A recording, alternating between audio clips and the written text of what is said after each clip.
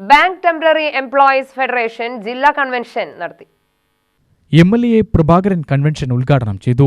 ജീവനക്കാരെയും ആനുകൂല്യങ്ങളെയും ഇല്ലാതാക്കുന്നതാണ് കേന്ദ്ര സർക്കാരിന്റെ ലേബർ കോഡെന്നും പൊതുമേഖലാ ബാങ്കുകളുടെ നിലനിൽപ്പ് ആശങ്കയിലാണെന്നും പ്രഭാകരൻ പറഞ്ഞു. വിദേശ നയം അടിച്ചേൽപ്പിക്കുന്ന കേന്ദ്ര ഭരണകൂടം എല്ലാ പൊതുമേഖലകളെയും തകർക്കുകയാണ്. കൂടുതൽ ജോലിയും കുറഞ്ഞ വേതനവും എന്നതാണ് നയം. കിട്ടിക്കൊണ്ടിരുന്ന ആനുകൂല്യങ്ങളും നിഷേധിക്കപ്പെടും. ട്രംപിന്റെ പരിഷ്കാരങ്ങൾ നടത്താനുള്ള വേദിയായി രാജ്യം മാറി. രാജ്യത്തിന്റെ നികുതി ഘടന നിശ്ചയിക്കുന്നത് പോലും അമേരിക്കൻ പ്രസിഡന്റാണ്.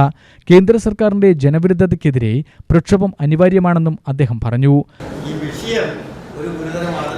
എന്തായാലും നമുക്ക് ഇവിടെ സ്ഥിരമായിട്ട് 240 ദിവസം തൊഴിലെടുത്താൽ അവരെ സ്ഥിരപ്പെടുത്തണമെന്ന് നിയമമുള്ള ഒരു നാട്ടിലല്ലാതെ ഇപ്പോഴത്തെ കേന്ദ്ര നിയമം നമ്മൾ പുല്ലുപോലെ വലിച്ചെറിയും.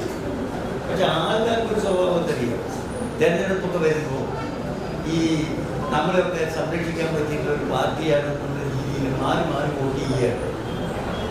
ആരാണ് നിങ്ങളോടൊപ്പം നിൽക്കുന്നത് എന്നതിനെ സംബന്ധിച്ച് നിങ്ങൾക്ക് ഒരു ധാരണ വേണ്ടേ? അതില്ലല്ലോ. അതുകൊണ്ടല്ല എങ്ങനെയപ്പോ നിങ്ങൾ നോക്ക്, 25% വോട്ട് കിട്ടിയിട്ടുള്ള ഒരു പാർട്ടി ബീഹാറിൽ പോയിട്ടു, 23% വോട്ട് കിട്ടിയിട്ടുള്ള BJPയും 21% വോട്ട് കിട്ടിയിട്ടുള്ള ജനതാദൾ യു ജയിച്ചു വന്നു. എന്താ കാര്യം? നിങ്ങളുടെ വീട്ടിലൊക്കെ ഒരു ഫോറം കൊണ്ട് തന്നിട്ടില്ലേ? എല്ലാ സംഭവം ഫോറം കൊടുക്കാൻ വലിയ വോട്ട് പോവുകയാണ്. അതെല്ലാവരുടെയും കളിയില്ല. അവർക്ക് ജയിക്കാൻ സാധ്യതയുള്ള മണ്ഡലത്തിൽ ഇങ്ങനെ ഈ ഇപ്പൊ ബീഹാർ വരെ പരീക്ഷണ കേന്ദ്രമായി. ഇത് ഇന്ത്യ രാജ്യത്ത് ആകെ നടപ്പാക്കാനാണ് ഇലക്ഷൻ കമ്മീഷൻ. സത്യത്തിൽ രാജ്യത്തിലെ പൗരാവകാശമൊക്കെ തീരുമാനിക്കുന്നതും ഇന്ത്യൻ പൗരാണെന്ന് തീരുമാനിക്കാൻ ഇലക്ഷൻ കമ്മീഷൻ അധികാരമില്ല. President S. കുമാരൻ അധ്യക്ഷത വഹിച്ചു. സെക്രട്ടറി ശ്രീദേവി, KS രവീന്ദ്രൻ, പ്രവീൺ, പാർവതി, ബേബിദാസൻ എന്നിവർ സംസാരിച്ചു.